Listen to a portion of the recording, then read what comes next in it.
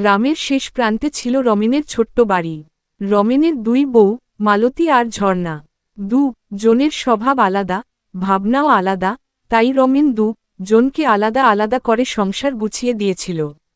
তবুও মনোমালিন্য লেগেই থাকত। সকালবেলার ঝগড়া। মালতী, দেখো না ঝর্ণা, তোমার ছেলের গরুটাকে কে ছেড়ে দিল? আমার সবজির বাগানে নেমে আর অর্ধেক কুমড়ো নষ্ট করে ফেলেছে। ঝর্ণা, আরে দিদি, গরুটি নিজেই দড়ি ছিঁড়ে দৌড়ে গেছে। তুমি কি মনে কর আমি ইচ্ছে করে তোমার সবজি নষ্ট করাই? মালতী, তাহলে ঠিক করে বেঁধে রাখো, আমার এতদিনের পরিশ্রম সব শেষ। ঝর্ণা, তুমি আবার সবকিছু আমার ঘাড়ে চাপাচ্ছ। নিজের বাড়ির বেড়া শক্ত করে রাখতে পারলে তো সমস্যা হতো না। ওদের কথার ঝাঁজ ছড়িয়ে পুরো উঠোনটা গরম হয়ে উঠল। রমেন দূর থেকে দেখল, আর মাথা নিচু করে নিঃশ্বাস ফেলল। রমেনের চিন্তা। রমেন, এই দুই সংসার সামলাতে গিয়ে মাথা নষ্ট হয়ে যাচ্ছে। একজন বলে ওর কথা ঠিক, আরেকজন বলে অন্যজন দোষী। আজ না আজ শান্তি ফিরিয়ে আনতেই হবে। সে ঠিক করল রাতে সবাইকে ডেকে কথা বলবে। দুপুরের কাণ্ড। ঝর্ণা দুপুরে মাছ রান্না করছিল। হঠাৎ দেখে লবণ ফুরিয়ে গেছে। সে মালতীর কাছে গেল। ঝর্ণা, দিদি, একটু লবণ দেবে? রান্না আটকে গেছে। মালতী ভুরু কুচকে, লবণ সবসময়ই তোমার ঘরেই ফুরোয়। একটু আগে ঝগড়া, আর এখন আমাকেই আবার ডাক? ঝর্ণা, ঝগড়া তো হয়েই যায়, কিন্তু সংসার তো সংসার। এখন লবণ না দিলে রান্না হবে কিভাবে?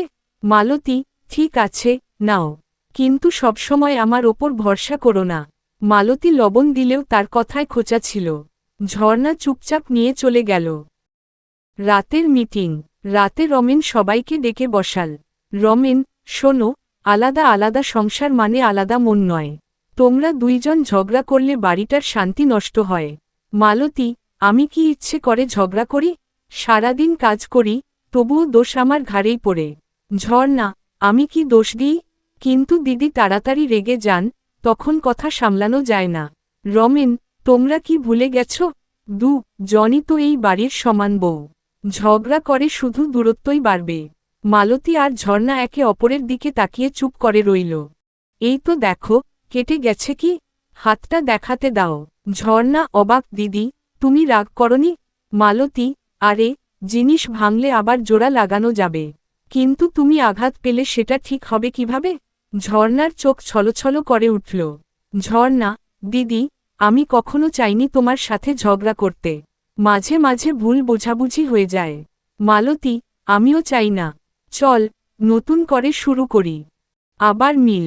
সেদিন দুপুরে জন মিলে রান্না করল। মালতী, তোমার ডালটা আজ দারুণ হয়েছে। ঝর্ণা, আর তোমার ভাজা তো অসাধারণ।